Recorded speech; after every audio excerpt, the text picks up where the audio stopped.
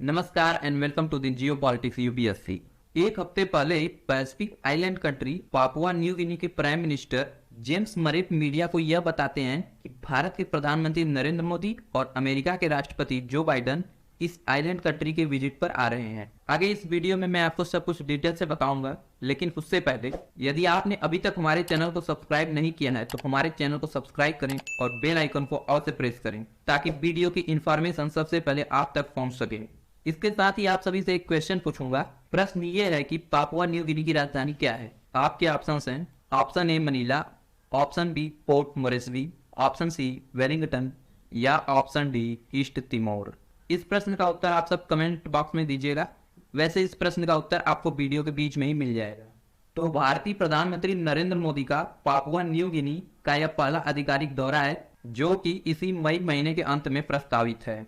America और भारत के राष्ट्राध्यक्ष क्वाड समिट में भाग लेने के लिए ऑस्ट्रेलिया आ रहे हैं। इसी दौरान ये दोनों लीडर्स पापुआ न्यू गिनी का दौरा भी करेंगे। इसके अलावा प्रधानमंत्री मोदी पापुआ न्यू गिनी में तीसरे forum for India Pacific island cooperation को भी होस्ट करेंगे। अब हम कुछ बातें पापुआ न्यू गिनी के बारे में जान लेते हैं। तो पापुआ न्यू गिनी एक पैसिफिक आइलैंड नेशन है जो कि ऑस्ट्रेलिया के नॉर्थ में स्थित है। इस देश की राजधानी पोर्ट मोरेस्बी है। यह देश दुनिया का तीसरा सबसे बड़ा आइलैंड है। पापुआ न्यू गिनी को 1975 में ऑस्ट्रेलिया के एडमिनिस्ट्रेशन से आजादी मिली और वह इंडिपेंडेंट नेशन बना।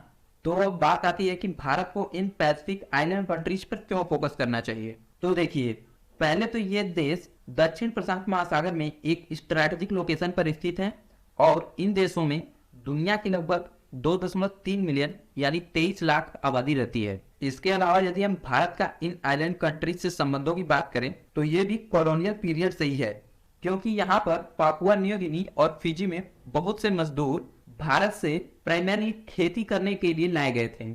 ये मजदूर 19वीं सदी में अंग्रेजों के समय में ही लाए गए थे, तो इसलिए भी ऑटोमेटिकली भारत से इन देशों का संबंध होता है।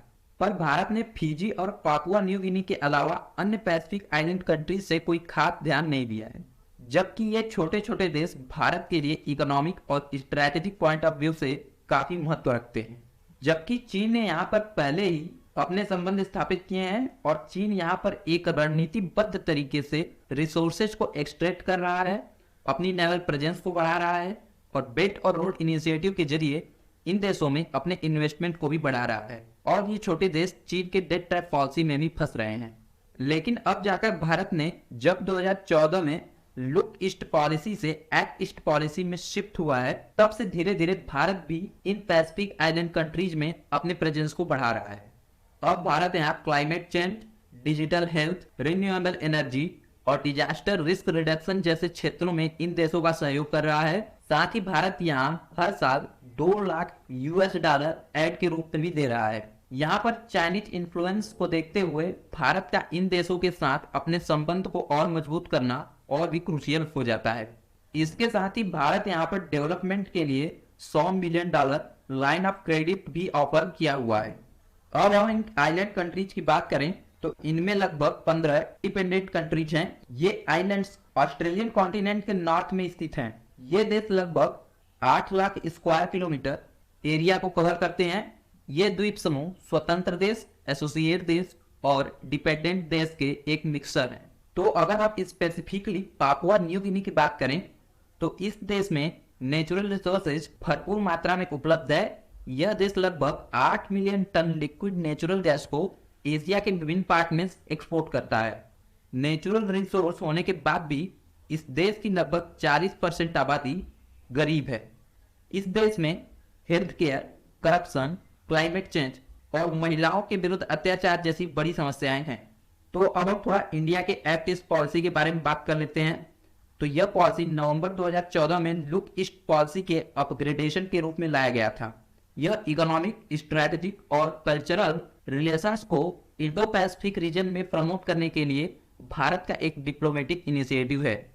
इस पॉलिसी के जरिए भारत अपने पॉलिटिकल, सिक्योरिटी और इकोनॉमिक रिलेशनशिप को साउथ ईस्ट एशिया और इंडो पैसिफिक में और बढ़ाने की आशा रखता है, जो कि चीन को ध्यान में रखते हुए लाया गया है।